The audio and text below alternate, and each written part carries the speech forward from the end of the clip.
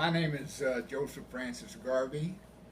I was born March 21st, 1938, and I'm the last surviving member of the O'Neill Funeral Home located at 3206 Oak Lawn in Dallas, Texas. And this is my recollections and story regarding our involvement in the assassination of President John F. Kennedy.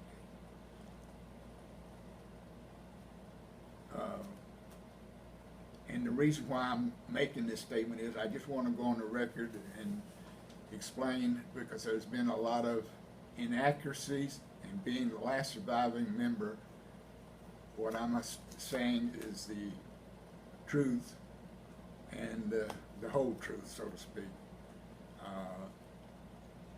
We handled him from the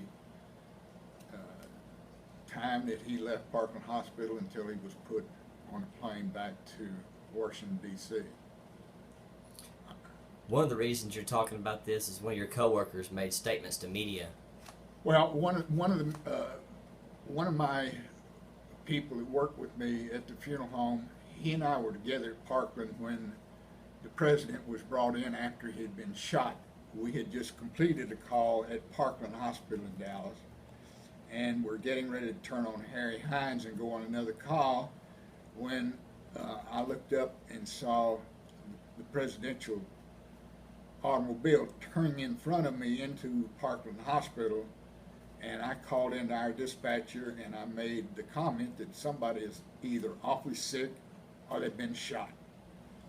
So Don McElroy, who was riding with me in this ambulance, we went on about our business. We had seen the president come by the funeral, well, 2 blocks down from the funeral home on Oak Lawn and Lemon Avenue earlier that morning, and then we went on about our business.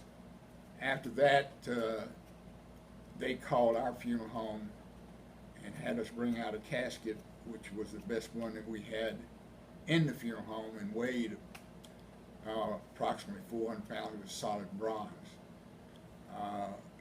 Then Mr. O'Neill, they called the funeral home and asked him to bring it out, and then he had to take the porter with him. The porter was the only one left at the funeral home besides Mr. O'Neill, so they put this casket in the funeral coach and took it to Parkland, and from there they took the casket in there, and then they put the president's body in this casket and then took it out to Air Force One at Dallas Love Field. Don McElroy, later in years, I forget what day it was, but he gave an article where it said that he was involved in the placing of Kennedy in the casket, which is totally untrue. And I just want to set the record straight regarding this incident. I'm doing this record here so that other people that are interested can find out some of the truths that went on during this period of time. You made a statement to me that the casket that you saw on live television that was a different casket. Oh, yes, that's true. The casket that he was put in when they shipped him back to Washington, D.C. was not the casket he was buried in. From what I could tell, it looks like the casket that he was buried in was a solid hardwood. Ours was a bronze casket.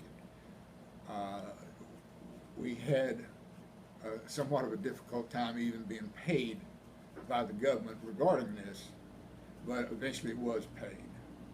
When did you realize it was a different casket? Just from viewing it on television, you could tell the difference between the hardwood and a bronze casket. And is that when they were moving it or removing it from Air Force One? No, when they removed it from Air Force One, he was in the original casket that he was placed in at Parkland Hospital in Dallas, Texas. Okay.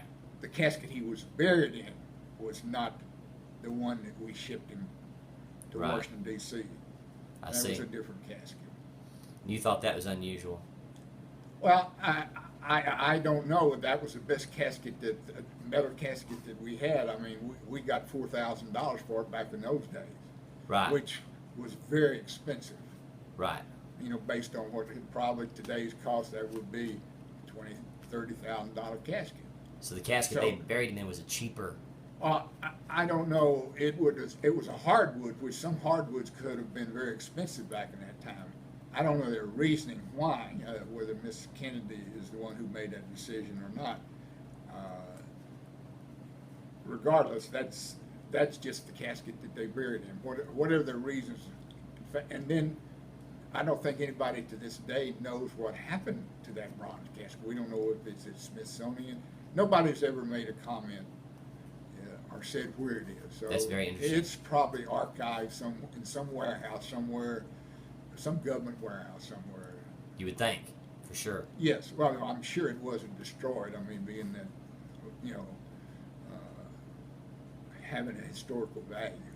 And did your funeral home also handled the transportation of Lee Harvey Oswald's body? Is that correct? Yes, I was the funeral director in charge that weekend, and we were watching television the next morning, and when they were transporting Lee Harvey Oswald to the county jail from the city jail, which was downtown Dallas, and we saw the assassination, you know, on the TV, and I immediately called our people, which we also had an emergency ambulance service.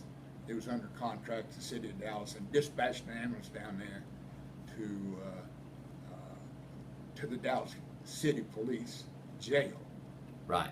And where they picked him up and took him to Parkland, where he was pronounced DOA. Right. We had nothing to do with his funeral. I think some funeral home in Fort Worth handled it. They were having a hard time finding anybody to handle him anyway because of all the publicity. Nobody wanted anything to do with him. Sure. So I believe it was a funeral home in Fort Worth that handled him. I don't remember the name. Right. Okay. Well, is there anything else you'd like to add? We're going to be printing up an article on this, and you said you wanted it to get out while you were still alive, and for your kids to see and all that, to see the role you played and all. Yes. And more or less just to set the record straight from misstatements. Right. There have been some other misstatements, but you know, all of the people that were involved in that are all dead now. Right. So again, as I said before, I'm the last survivor, and I'm almost 80. Right. So.